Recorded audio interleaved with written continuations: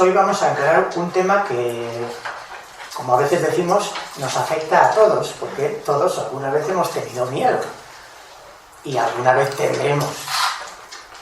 Y nos gustaría saber, pues, cómo enfrentar estas situaciones, por qué se produce el miedo, a qué responde, y ¿podemos vivir sin miedo o no se puede vivir sin miedo y hay que avanzar pese al miedo? Entonces son muchas preguntas que nos hacemos y que hemos ido a Platón y a otros autores a ver qué han dicho sobre el miedo. Hemos traído, pues, un par de libros, hemos traído apuntes. Hemos traído 2 libros que los tenemos a la venta, lo digo porque también son libros publicados por nosotros, de gente agropolitana, y que, bueno, pues tienen una visión filosófica muy buena, que prácticamente va a ser un poco las mismas ideas que vamos a tratar. Bueno, antes de que empieces a ver con el Laques, porque ya va a empezar la directa, yo quiero decir una cosa. ¿Sabéis que en Roma y en Grecia, que tenían muchos dioses, ¿verdad?, había un dios dedicado o que representaba el valor? Ese dios era, en Grecia se llamaba Ares y en Roma se llamaba Marte. Representaban lo mismo, pero eran ligeramente diferentes en algunos atributos. Y lo interesante es preguntarse, ¿qué es esto de el dios del valor? El dios del valor, el dios o la diosa de la justicia, la diosa de la belleza, pero tantos dioses. ¿Qué es esto de los dioses? Y concretamente, ¿qué es el dios del valor? Pues podríamos decir, el valor es un término, es un concepto que si quisiéramos imaginarlo ahora, ¿cómo nos imaginamos el valor? El concepto, el valor. Es algo abstracto, ¿verdad? Es una cualidad o es una virtud, pero no me puedo imaginar el valor. Entonces lo que hacían los griegos o los romanos era asociar este concepto a una figura, generalmente humana, claro, pero dotada de unos atributos que representan a una persona valiente, que puede enfrentarse a enemigos, a monstruos, a ejércitos, y ese es el dios Marte. Pero no es un dios que está en el Olimpo, es un concepto ideal. Pero para poder imaginarlo y tenerlo presente, incluso los legionarios romanos, rendirle culto, hacerle ofrendas, pues se necesitaba una imagen. Esa imagen es la que representa un ideal arquetípico como el valor. De ahí la importancia de entender el significado de los dioses, de las mitologías. Representan valores arquetípicos o valores ideales. Y cuando un legionario romano se acercaba a un templo del dios Marte,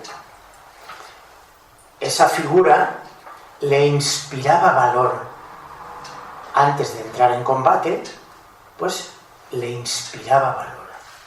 Cosa que si fuera un concepto abstracto, pues es difícil inspirarse en algo si no tienes una imagen. Entonces, bueno, quería decir esto sobre los dioses que representan cosas. En realidad vamos a empezar por el valor, aunque la tertulia va sobre el miedo y el valor, porque Platón dedica un diálogo al valor. Ese diálogo se llama Laques. Platón en realidad lo que nos va a hacer es exponer cómo se puede dialogar acerca de un tema abstracto como puede ser el valor. Y lo que hace es que va a traer a varios personajes relacionados con el mundo del ejército, con padres que han sido grandes generales, con generales, de manera que ellos, en principio, son los que más deben saber sobre el valor. Y entonces va a irles preguntando para ver si podemos entre todos encontrar una definición de valor. Este diálogo es un diálogo muy cortito en donde no concluye nada. Lo único que hace es como exponernos y empezar a pensar sobre el valor. Como ha dicho José, el valor, la manera de representarlo es una persona armada, como yendo a la guerra. Por eso el diálogo va a tratar como de un entorno bélico. Pero las preguntas que se hacen los contertulios van a ser ¿cómo educo yo a mi hijo? O sea, ¿cómo hago que mi hijo tenga valor? Y entonces la pregunta es, ¿tengo que educarlo llevándolo a un sitio donde le enseñen la lucha? Y entonces si aprende a luchar, ¿tendrá valor? ¿O no tendrá valor? Y entonces hay uno de los generales que dice, sí, claro, si tú le enseñas a luchar, tendrá valor. Pero hay otro de los que están allí participando del diálogo que dice, bueno, pero es posible que si aprende a luchar, pues igual puede ser una persona cobarde que sabe emplear mejor su cobardía porque tiene más tácticas, ¿eh? Por tanto, no significa que alguien que sepa luchar se vaya a comportar con valor. Puede comportarse con cobardía, pero saber manejarse y salir airoso.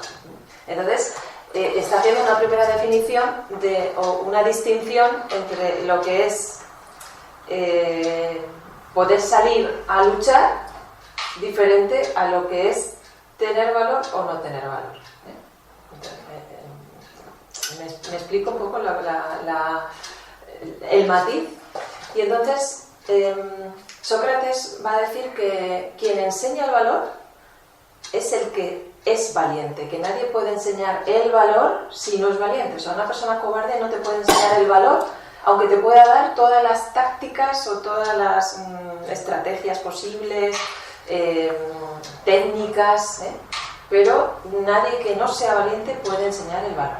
Esa es un poco una de las ideas que va a dejar Platón en este diálogo, porque al final una medio conclusión es que Sócrates sería bueno para enseñar a estos hijos de estos generales que quieren ser educados en el valor, porque Sócrates fue muy valiente. Y entonces se cuenta que Sócrates, en la batalla de Lión, por ejemplo, que fue una batalla que perdieron los griegos, pues él retrocedía de cara para seguir enfrentando a los enemigos. Y entonces en una parte del diálogo dice, si todos hubiesen hecho como yo, no salir corriendo. Entonces los griegos hubiésemos vencido esa batalla, pero como hubo un pánico generalizado y se fueron, pues yo fui el que fui manteniendo la retaguardia hasta llegar atrás. Pero bueno, que Sócrates también en otro de los diálogos se nos cuenta cómo salvó la vida a Alcibíades en otra batalla. Es decir, que las muestras que dio Sócrates de valor a lo largo de toda su vida fueron muchas, y por eso lo pone como ejemplo de persona valiente. Vamos a pasar a otro diálogo, aunque luego volvemos a él, que es en la República, de Platón.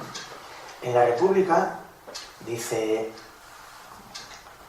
el valor no es simplemente audacia o temeridad ante el peligro. O sea, no es solo enfrentarse en batalla contra un enemigo. Va a hablar de otro concepto de valor, quizá un poco más amplio. Y dice, el valor, otro concepto del valor sería la firmeza para mantener el criterio que uno tiene. O sea, para mantener las convicciones que uno tiene. No necesariamente hay que entrar en ninguna batalla para eso. Es en la vida, una persona puede tener unas convicciones. El enfrentarse a cualquier circunstancia defendiendo hasta el final esas convicciones, eso requiere mucho valor. Y entonces cita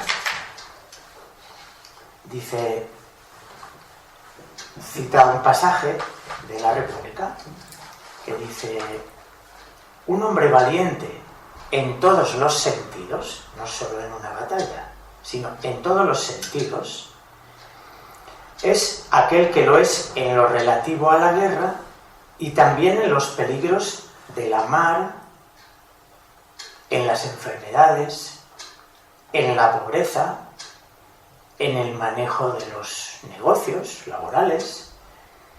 Un hombre valiente es aquel que lo es en medio de los disgustos, las tristezas, los temores, los deseos y los placeres. Un hombre que sepa combatir sus propias pasiones, resistiéndolas a pie firme. Y dice, todos estos hombres son valientes.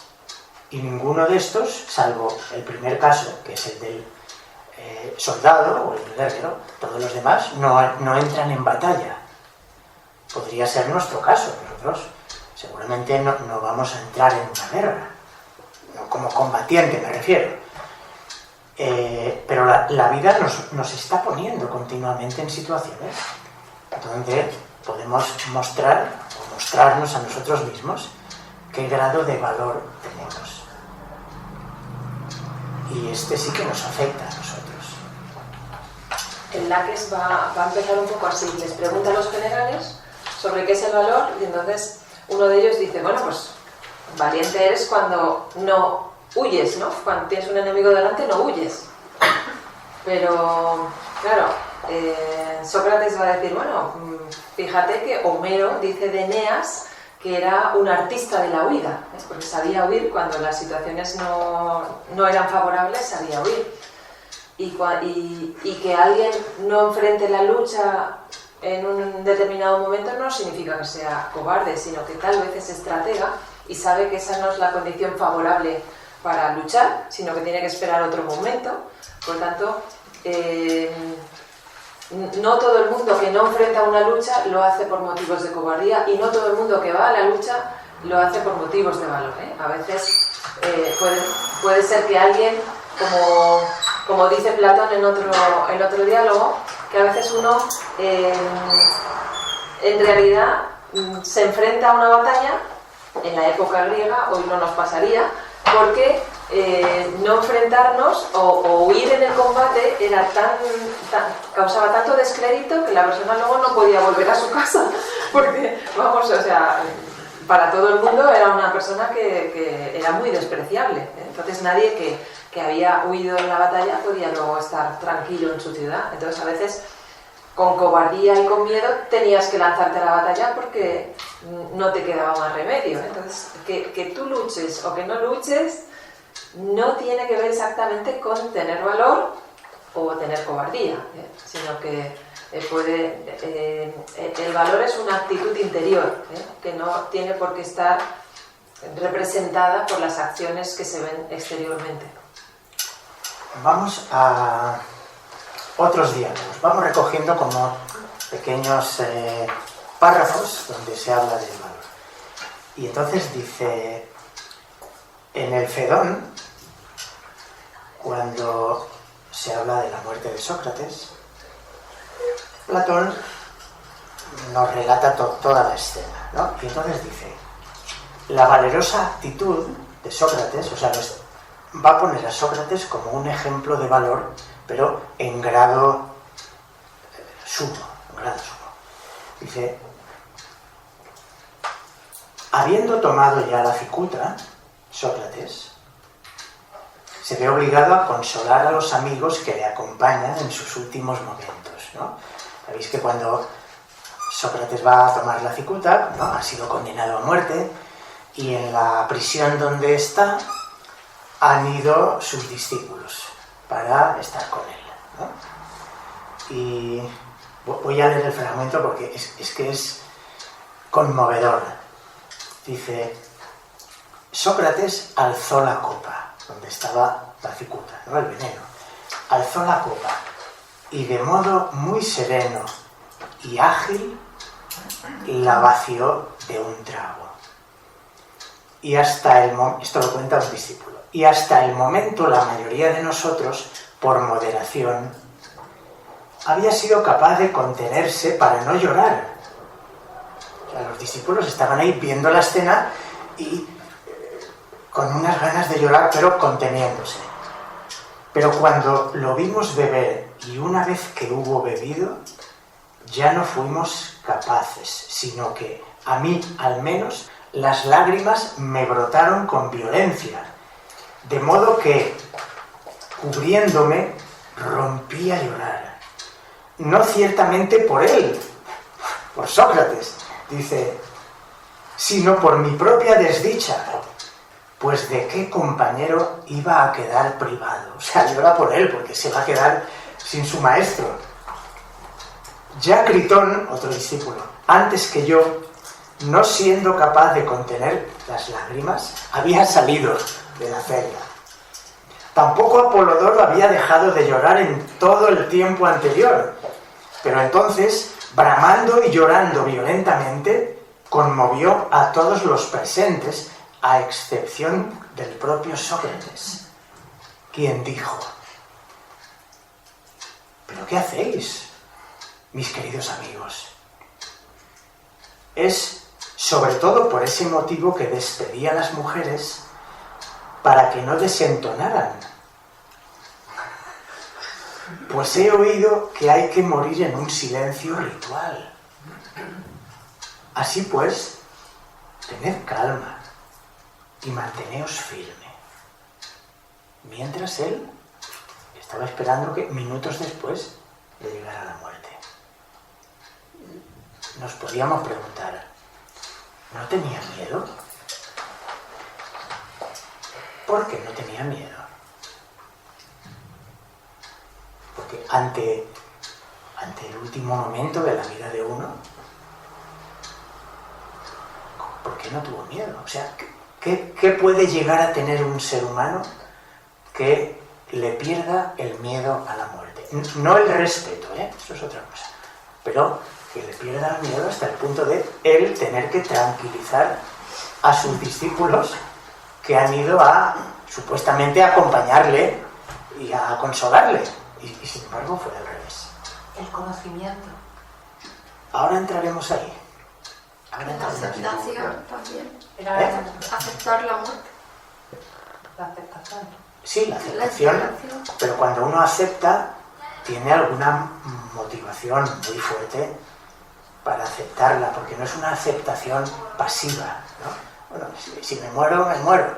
No. Es una aceptación activa, porque hay algo detrás, algo muy fuerte. Tan fuerte que es capaz de vencer el propio instinto de supervivencia. Vamos a coger algunos trocitos más. Bueno, el escritor que recoge estos fragmentos hace un comentario. Esto no es de Platón, esto es del escritor que recoge escritos. Dice, todos estos pasajes muestran que la valerosa actitud de Sócrates ante el tribunal que le condena a muerte y ante su propia muerte es el resultado de una meditada reflexión ajena a la presencia de emociones irracionales o instintivas. O sea, en algún grado de sabiduría, el ser humano puede llegar a dominar esos impulsos instintivos. Y para dominar un impulso instintivo debe haber algo superior que un ser humano pueda desarrollar. Para desarrollar algo se necesita un conocimiento o una sabiduría. Entonces, parece ser que esto nos marca un camino que nos puede llevar a acrecentar nuestro valor. No a quitarnos el miedo, porque ahora veremos la naturaleza del miedo y qué hacer con él, pero sí por lo menos a acrecentar nuestro valor. Entonces, vamos a ir asociando el valor con la sabiduría. Y para adquirir la sabiduría, Platón va a decir también, hay un camino que es la virtud. Pero la virtud, hay que definir lo que es la virtud. Porque la virtud la palabra virtud viene de vir, que significa fuerza interior. Y virtud viene de virtus, del latín, significa fuerza moral. Para poder vencer el miedo, para poder desarrollar valores, hay que ser fuerte. Para ser generoso, hay que ser fuerte. La generosidad es una virtud, pero no es fácil ser generoso, ¿verdad? Hay que ser fuerte. Entonces, el camino de trabajo para poder acceder a la sabiduría es la virtud. Y la sabiduría va asociada con el valor. Cuando se llega a un grado de sabiduría, se puede enfrentar hasta la muerte, como Sócrates, con valor, con serenidad. Estamos un poco lejos de eso. Pero lo importante para nosotros es ver por qué camino podemos acercarnos a eso. Venga, seguimos un poco más por ahí. Antes, cuando has planteado la pregunta, ¿qué es el valor? Pues se me generó, o sea, estuve meditando y salió una respuesta. Y se ha quedado ahí atascada, yo la quiero. No, claro, por favor. Entonces, el valor creo que siempre implica una acción. Entonces, mi definición de valor sería actuar según lo que dicta tu corazón a pesar del miedo. Muy bien. Qué bueno. Fantástico. Fenomenal. Así es, Fantástico. muchas veces el miedo lo que ocurre es que paraliza. Y ante el miedo lo que hacemos es dejar de tomar decisiones, dejar de actuar. Entonces, y claro, si vamos a esperarnos a que termine el miedo, muchas veces pasamos la vida esperando a no tener miedo para poder avanzar. Y tal vez, como tú dices, la manera de vencer el miedo sea actuar a pesar del miedo. Hay también una distinción que hace el Laques respecto a que valor y ausencia de miedo no es la misma cosa. Es decir, que es verdad que hay mucha gente que hace cosas que aparentemente son muy valientes, ¿no? Como se tiran en parapente o van a 200 kilómetros por hora por la carretera, ¿no? Y dices, jolines, qué valiente. Pero a veces van porque están drogados y entonces sencillamente no tienen, son inconscientes de lo que están haciendo. O sea, no tienen la capacidad intelectual como para darse cuenta, como un niño, igual que un niño es inconsciente y puedes pensar que es valiente y lo que le ocurre es que sencillamente no se da cuenta. Pues hay muchas veces que puede haber conductas en nuestra sociedad que son de ausencia de miedo, pero que o bien está provocada por una obnubilación por cualquier motivo o porque sencillamente somos totalmente ignorantes de las consecuencias, de lo que está pasando, etc. Y otra cosa muy diferente es el valor, que el valor es plenamente consciente. O sea, el valor es una actitud que requiere de nosotros, ¿eh? La ausencia de miedo, es decir, la temeridad, el ser así como locos inconscientes, eso no requiere de nosotros. Dejas todo en automático y si no pones la mente y te abstraes, pues se puede hacer cualquier cosa. Seguimos. Sí, si queréis comentar algo, como sabéis que estamos en una tertulia, podéis intervenir cuando queráis. Vamos a saltar a otro autor y luego volvemos otra vez a Platón. Este autor es un maestro de artes marciales. Un maestro, diríamos, a la vieja usanza, que tuvo que lidiar con el miedo, enfrentarse con el miedo Y no en un gimnasio, donde pues, es una práctica, no, en la vida real, en un país lleno de conflictos, que es Brasil, donde pues, en los tiempos en que él escribió esto, pues había mucha falta de seguridad y él desde pequeñito se dio cuenta que necesitaba trabajar con el miedo porque el miedo le paralizaba.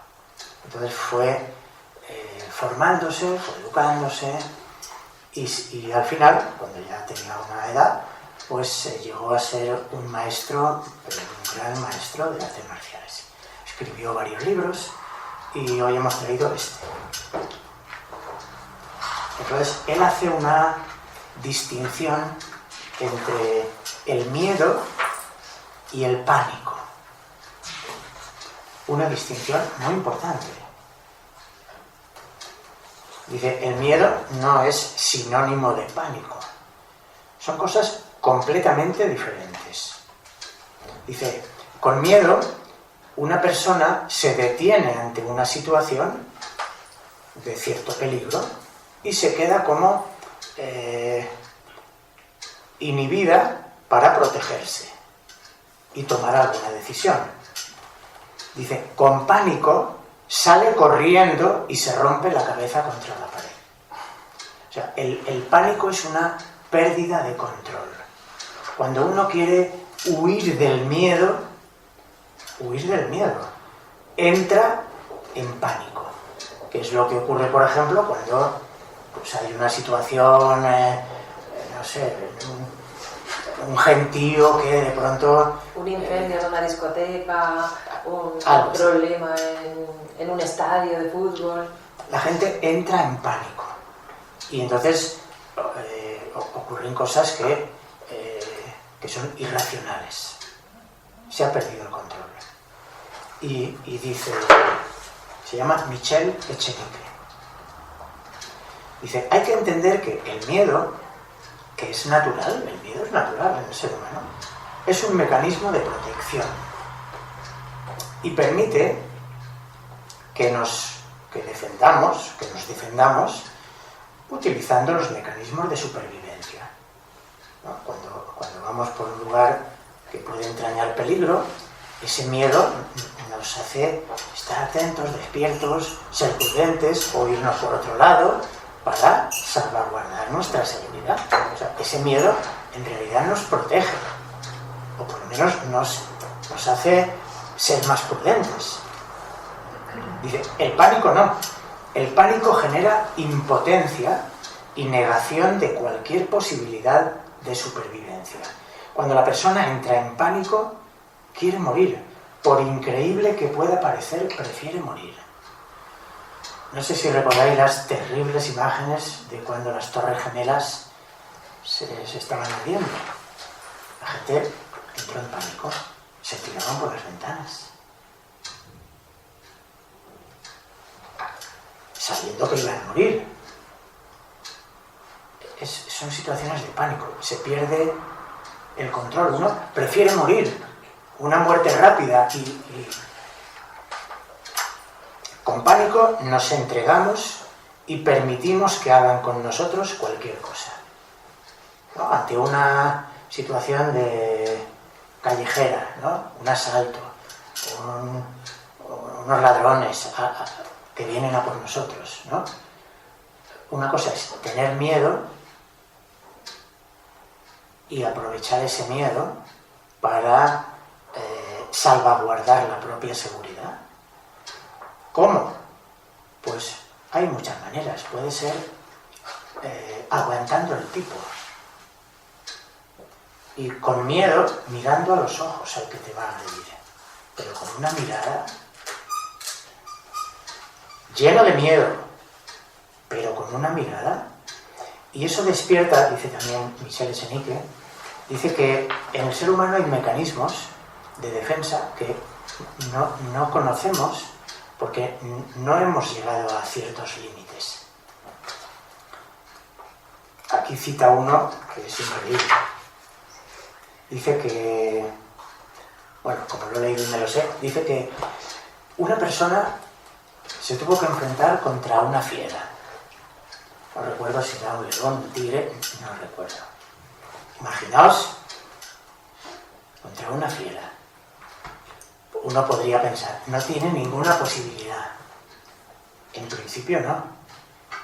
Pero cuando esa persona no se deja vencer por el pánico y sabiendo que no le queda otra, que si huye está perdido, pues aguantar el tipo y a mordiscos, a como sea, enfrentarse. El ser humano es un ser superior a un animal, porque tiene mente. El animal no tiene mente, aunque tenga más fuerza, no tiene mente. El hombre tiene unos recursos internos inimaginables. Dice que esta persona, viéndose que no tenía ninguna posibilidad, se lanzó contra el león. Y, claro, no por la fuerza, sino por la fuerza interior, que la fiereza que sacó, el león se asustó y se fue. O sea, totalmente increíble, pero sucede. Hay personas que con esa fuerza interior son capaces de dominar un animal y a lo mejor no son grandes fortalezas físicas. Eso surge cuando aprovechamos la puerta que deja abierta el miedo, siempre y cuando no entremos en pánico. Y eso tiene que ver con lo que ha salido de con el miedo sigue avanzando. Porque en medio de la acción el miedo se queda rezagado. Si esa acción es enfrentarse contra un león,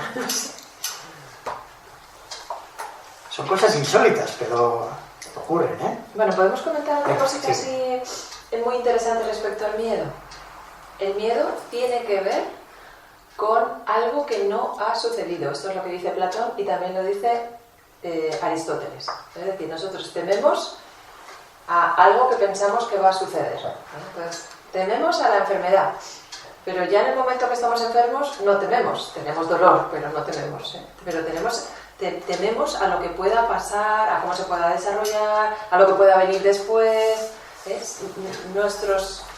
El miedo está muy relacionado con algo que no ha sucedido, pero que nosotros pensamos que puede suceder. La frase que dice Platón concretamente en el Laques es: el miedo no es más que la idea de un mal inminente. Eso, porque además tiene que tener una connotación de que es algo que va a pasar ya, porque tener miedo a la muerte, si tienes 15 años y piensas que te vas a morir a los 80, pues tienes poco miedo, porque lo ves como muy lejos, ¿no? Pero claro, si ya eres una persona muy mayor, pues entonces puedes tener más miedo, porque lo ves más cerca. Y dicen, si analizamos esta frase, ¿no?, la idea de un mal inminente. La idea que normalmente es la imaginación nuestra, ¿no? Dice, si fuéramos capaces de controlar un poco nuestra imaginación para no imaginar un mal inminente, si no, todavía no ha ocurrido nada, ¿por qué me voy a imaginar que me va a aparecer, pues no sé, un fantasma, un monstruo, un asesino? Es una creación propia, porque la imaginación desatada me lleva a ello. Y el miedo surge de eso que yo mismo me estoy imaginando. Entonces dice, bueno, pues si pudiéramos controlar nuestra propia imaginación para no fabricar un mal, tendríamos algo ya ganado. Luego analiza la palabra mal. A ver qué consideramos mal. Porque en el caso de Sócrates, la muerte, él no la considera un mal. Entonces habría que ver cada persona qué considera un mal. Y luego la palabra inminente, pues también depende de la propia conciencia. O sea que al final la fabricación del miedo prácticamente depende de nosotros, de cómo elaboramos en nuestra mente una situación futura. En vez de imaginar un mal, pues me puedo imaginar que yo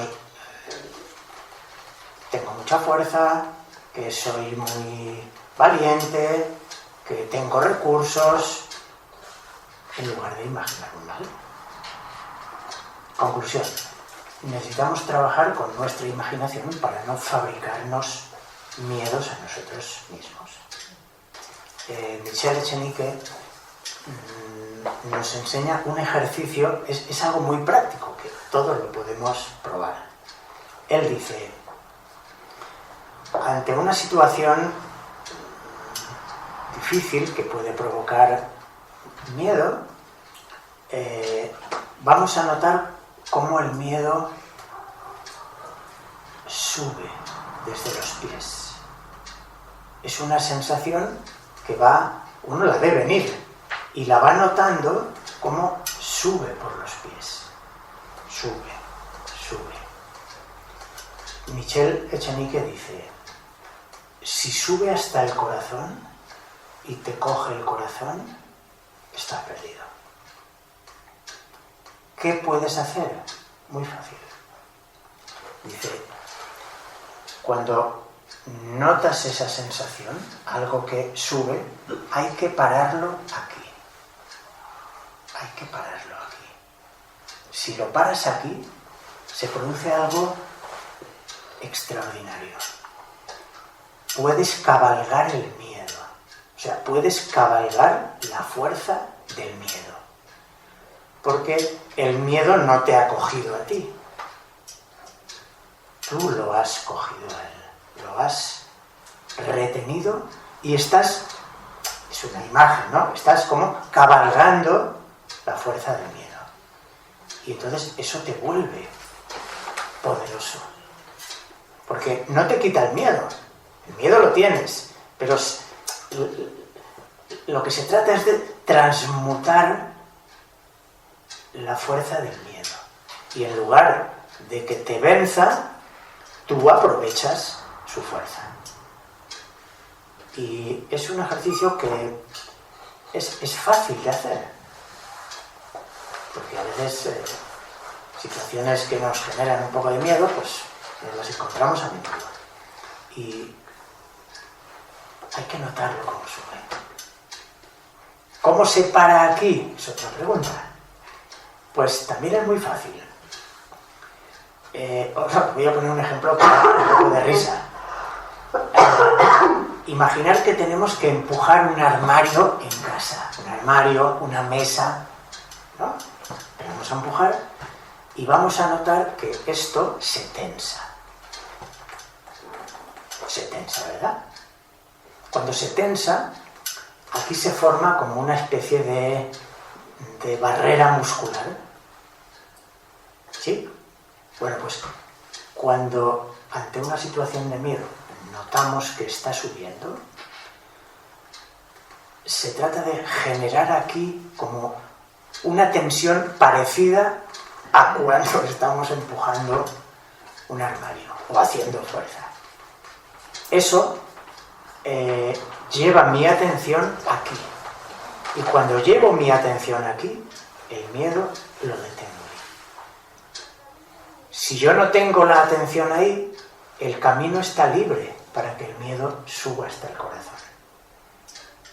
Y entonces estamos perdidos. Por ejemplo, en artes marciales,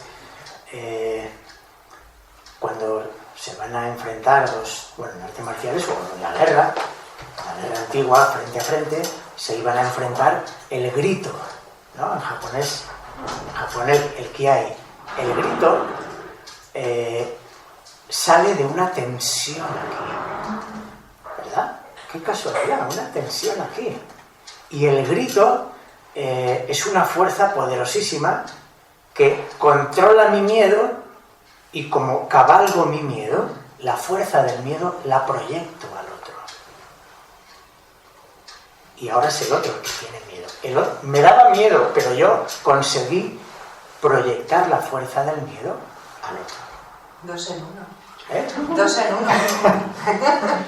Bueno, Michel Echenique habla mucho de estas técnicas y estas formas, que es otro enfoque del miedo. Está el enfoque pues, filosófico, lo que dice Platón, son muchas formas y la verdad es que deberíamos trabajar un poco en todas ellas, en el factor biológico, en el factor físico, el factor mental, el más importante es el mental.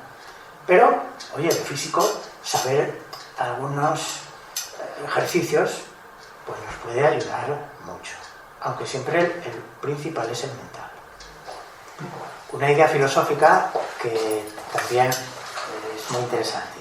Dice, todos podemos vencer el miedo si alejamos la ignorancia, si tenemos ideas claras y firmes, y si sabemos calentar nuestro corazón con el fuego del amor generoso que nos lleva a la acción. Pensemos en una madre por defender a su hijo. Un ladrón viene a hacerles daño y ve que su hijo corre peligro. Esa madre es peor que una tigresa. ¿Verdad? ¿Por qué? Porque tiene ideas claras y firmes. A mi hijo no lo toca nadie. Antes pasa por encima de mí. O sea, ideas claras y firmes. He puesto un caso un poco extremo, pero se entiende. Pero luego hay otras ideas que son ideales, ¿no? Hay personas que a lo largo de la historia hemos ido viendo que han tenido ideales por los que vivir, por los que trabajar, incluso han muerto por ellos. Bueno, el mismo Sócrates, pero podríamos hablar de, aquí hemos hablado de Giordano Bruno, que lo queman en la hoguera, pudiendo haberse librado con solo retractarse de sus ideas. Pero él tenía unas convicciones firmes, tan fuertes que ni la muerte le pudo vencer. Hay otras personas que tendrían, pues no sé, ideales de solidaridad con los demás, de ayuda al planeta, ayuda a niños desfavorecidos, por la justicia. Fijaros que a todas esas grandes personalidades los solemos llamar héroes, ¿no? Son héroes, ¿no? De nuestra historia, de nuestro país. Y la palabra héroe viene, su raíz etimológica, de eros, amor. Entonces son personas que son capaces de superar sus propios egoísmos y trabajar o accionar para salvaguardar a otros.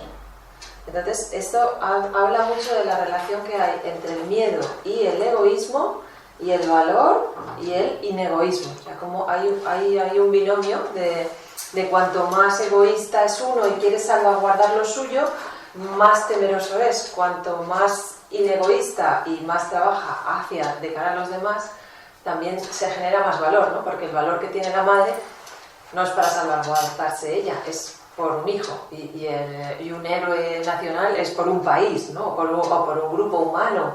Es decir, que hay veces que el desarrollo de esa virtud, que pueda ser la generosidad, también nos lleva al desarrollo de otras virtudes colaterales, como puede ser el valor, arete, que sabéis que Ares es el dios de la guerra, el dios del valor.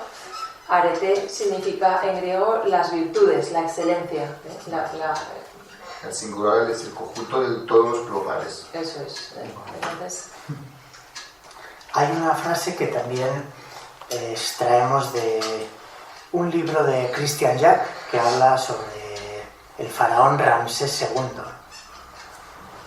En el principio del libro, su padre, el faraón Seti I, quiere probar el valor de su hijo. Su hijo es jovencito, creo que tiene 15 años o algo así. Va a ser el futuro faraón.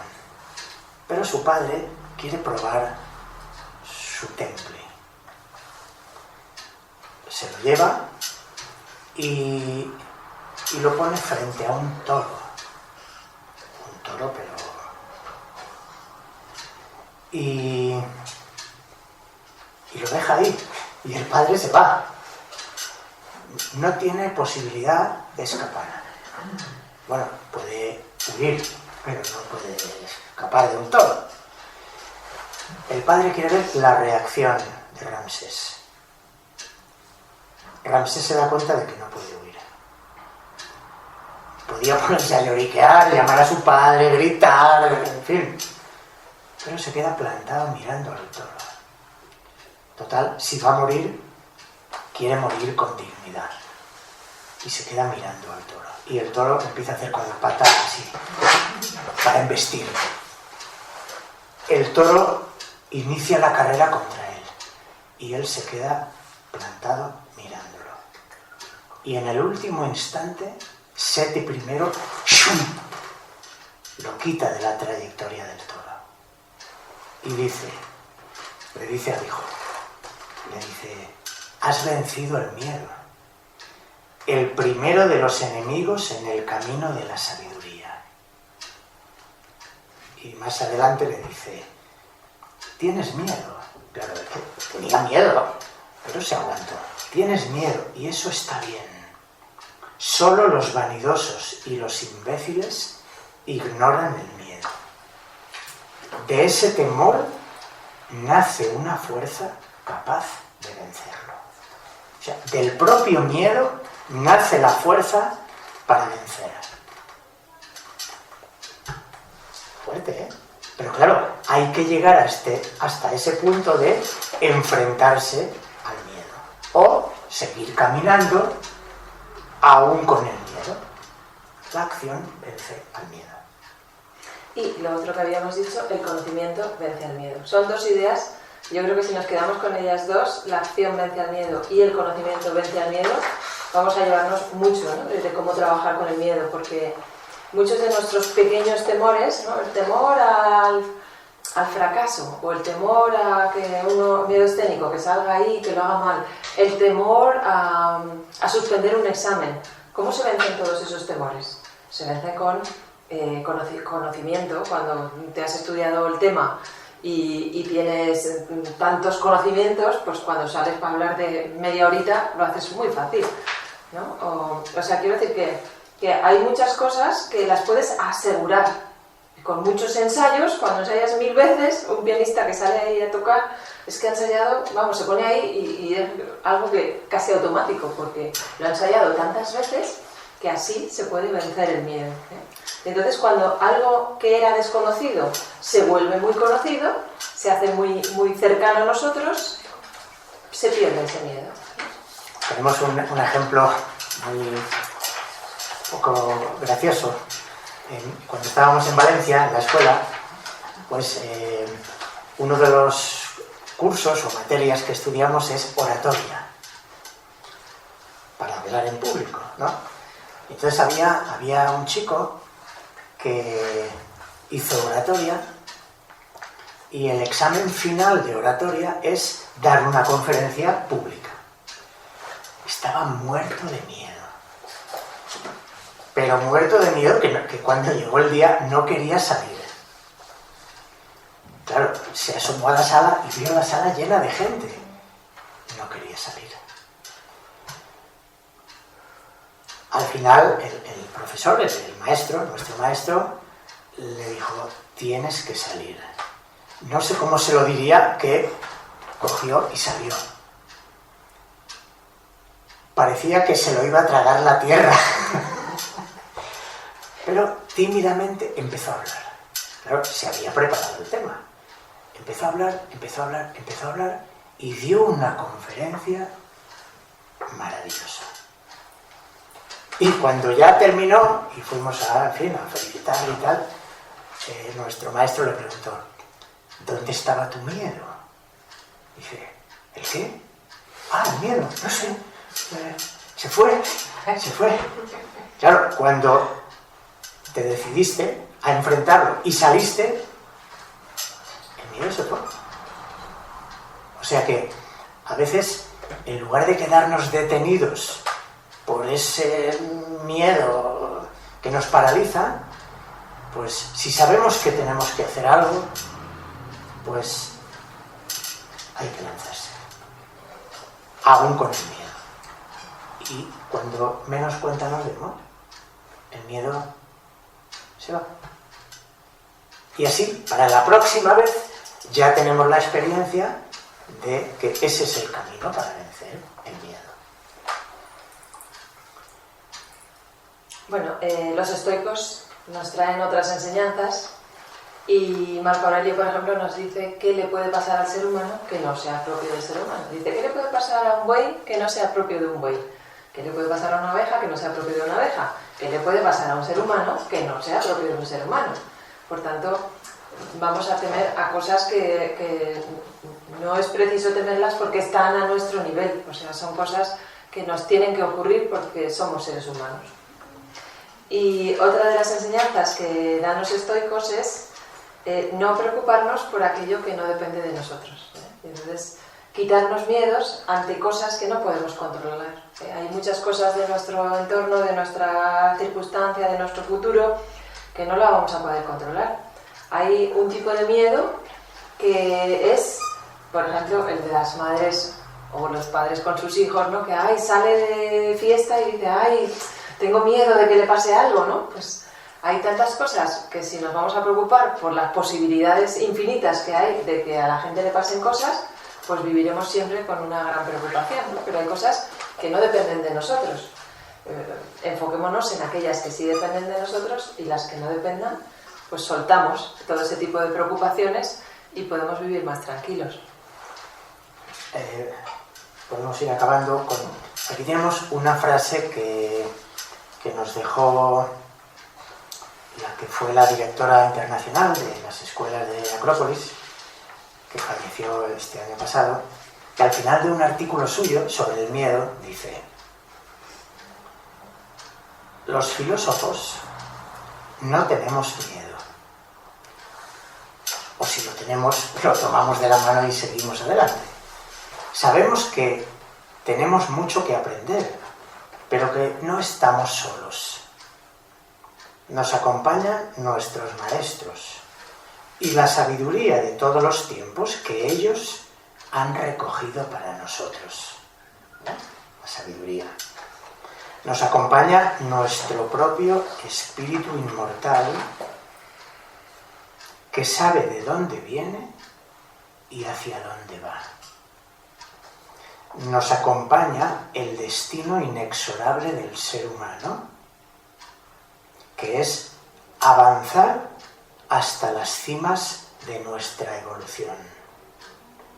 Y ese destino está tejido con los dorados hilos del valor, que siempre ha logrado vencer el miedo en este plano y en los otros. O sea que el camino de la sabiduría, el camino de la virtud que nos lleva a la sabiduría, es el camino que la propia naturaleza humana demanda de nosotros. O sea, que trabajemos en ese camino. En la medida nos volvamos un poquito más sabios acerca de la vida, vamos a perder muchos miedos. Hasta en algún momento, como Sócrates, perder el miedo a la muerte. No por inconsciencia, sino por sabiduría. O sea que esto es un camino de trabajo. Y quizá el ser humano ha venido al mundo, aparte de trabajar, comer, dormir, etcétera, etcétera, ha venido a desarrollar estas cosas que son las que le hacen verdaderamente humano. Pero humano en el sentido superior, no en el sentido primario de los instintos. Entonces, la educación filosófica nos lleva por ese camino de desarrollo de la virtud y del valor. Leo un poema para terminar. Para terminar, un poema. Un poema de Amado Nervo. Se llama Fides. ¿Alguien lo conoce? Maravilloso. No está entero, pero casi. Dice, no te resignes antes de perder definitiva, irrevocablemente, la batalla que libras. Lucha erguido y sin contar las enemigas huestes. Mientras veas resquicios de esperanza, no te rindas. La suerte gusta de acumular los imposibles para vencerlos en conjunto, siempre con el fatal y misterioso golpe de su maza de Hércules. ¿Sabes tú si el instante en que ya fatigado desesperes es justo aquel que a la definitiva realización de tu ideal precede? Quien alienta una fe tenaz, al hado más torvo compromete en su favor. El sino a la fe solo es vulnerable y resistir no puede. La fe otorga el divino privilegio de la casualidad a quien la tiene en grado heroico. Cuando las tinieblas y los espectros y los trasgos lleguen a inspirarte pavor, cierra los ojos, embraza tu fe toda y arremete. Verás cómo los monstruos más horribles, al embestirlos tú, se desvanecen. Cuanto se opone a los designios puros del hombre es irreal. Tan solo tiene la imaginaria vida que le dan nuestro miedo y nuestra fiebre. Dios quiso en su bondad que los obstáculos para aguzar las armas nos sirviesen. Quiso que el imposible estuviera no más para vencerle, como está la barrera en los hipódromos, a fin de que la salten los corceles. Cuando las nieblas y los espectros y los trasgos lleguen a inspirarte pavor, cierra los ojos, embraza tu fe toda y arremete. Y verás cómo los gigantes se convierten en molinos de viento. Eso no lo dice el poema. Hay una cosa que me encanta de vosotros y es que los conceptos, ¿no? Como que los desmenuzáis de tal manera hasta hacerlos tangibles, o sea, es como hasta la última fibra, ¿no? O sea, es como un conocimiento atravesando muchos planos, ¿no? De ese mismo concepto, ¿no? Del valor, ¿no? En este caso. Y entonces se hace como muy comprensible y muy tangible, como de poder aplicarlo, ¿no? En uno mismo. Y eso es súper bonito. Con el de la vida y la muerte podríamos algo decir similar. a nuestro maestro, que falleció también, a nuestro maestro le costó mucho